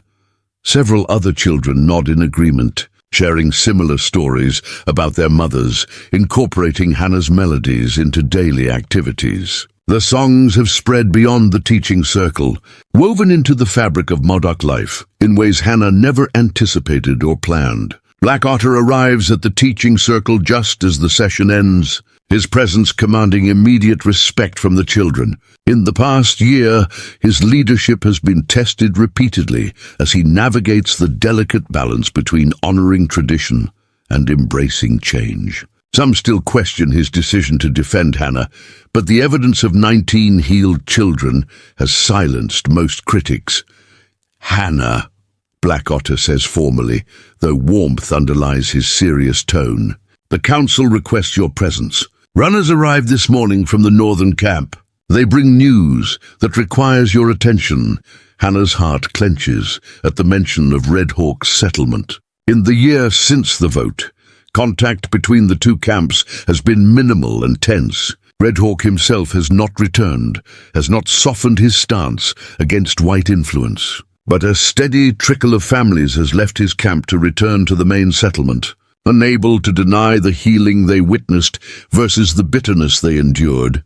"What news do the runners bring?" Hannah asks quietly, as Star Watcher helps her to her feet, supporting her weight as the scarred feet protest the movement.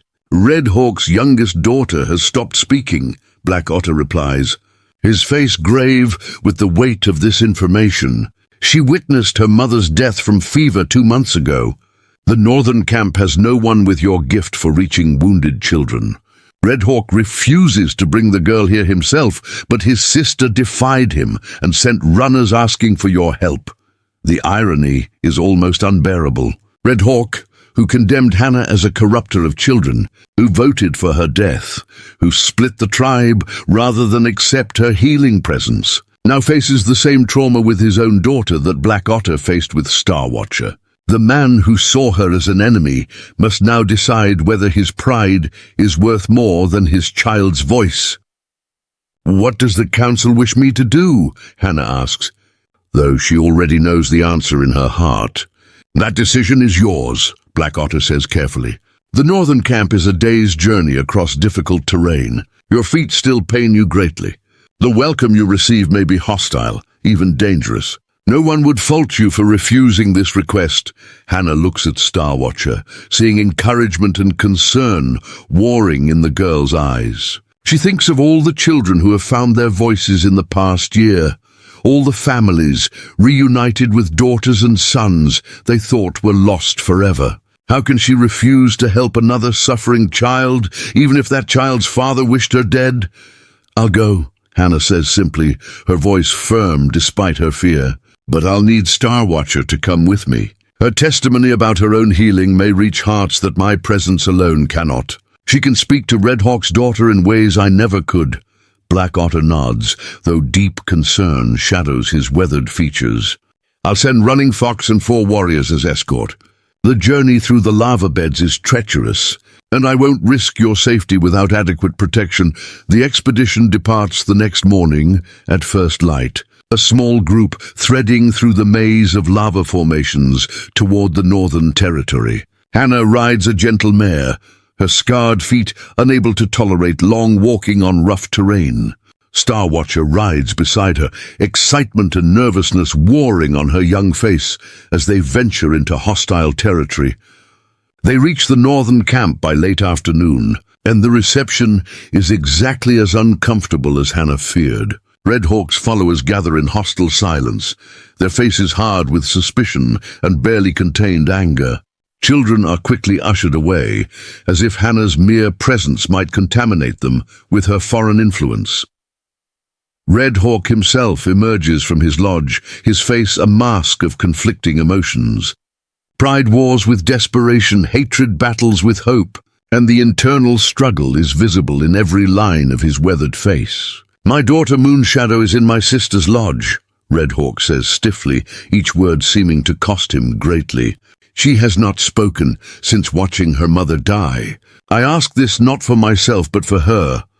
Hannah follows Running Stream to a small lodge where a girl of 9 winters sits motionless in the corner, her face blank and empty. The resemblance to how Star Watcher looked a year ago is startling and heartbreaking. Star Watcher enters the lodge and settles beside Moonshadow without fear or hesitation. "I know where you are," she says softly to the silent girl. "I lived in that place for 5 years. The place where making sounds feels like betraying the person you lost. Where silence seems safer than speaking."